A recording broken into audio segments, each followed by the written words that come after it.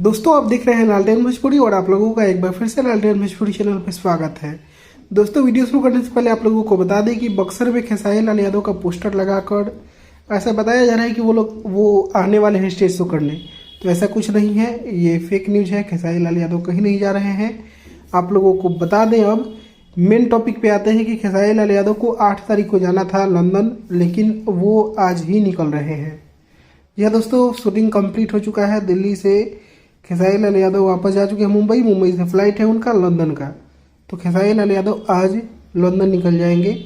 और आप लोगों को ये भी बता दें कि बहुत सारे गाने के शूटिंग हुए हैं, सारे गाने लाइनअप हैं।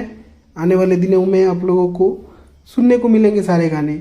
एग्रीमेंट का भी टेंशन बहुत ही जल्द खत्म होने वाला है।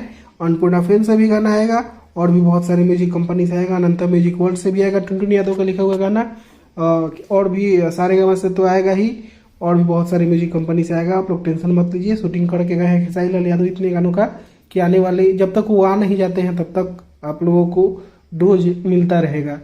तो दोस्तों यही अपडेट था कि आज खेसारी लाल यादव निकल जाएंगे लंदन, और बक्सर वाला स्टेज शो खेसारी लाल यादव नहीं आ रहे हैं वहाँ पे, वो फेक न्यूज फैलाया जा रहा है। तो बस इस वीडियो में इतना ही। मैं मिलूंगा आप लोगों से एक नए वीडियो में, तब तक के लिए जय हिंद, जय भोजपुरी।